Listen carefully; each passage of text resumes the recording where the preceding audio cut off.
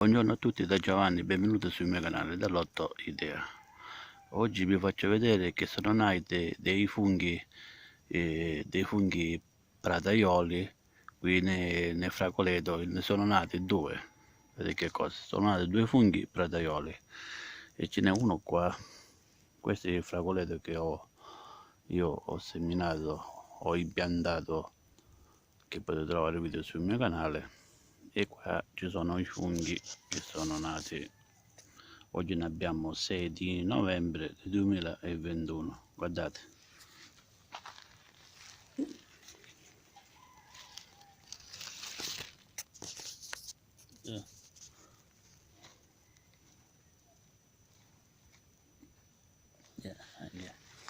Un po' mangiato.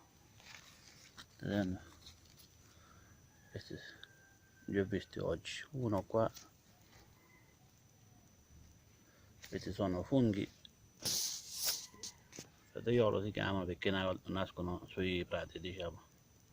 Però io questi non li prendo, li lascio stare. E qua c'è un altro.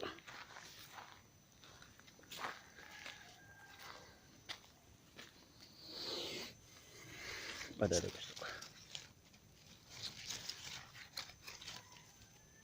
Il bel fungo.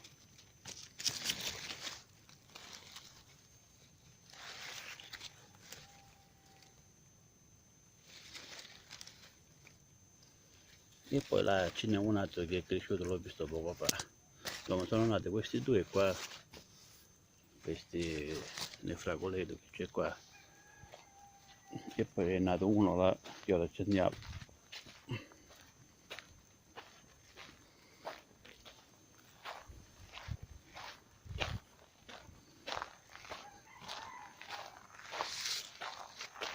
E uno qua, guardate.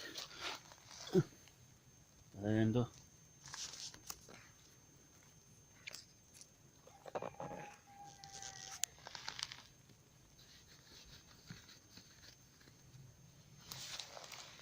E questi sono questi tre funghi, diciamo.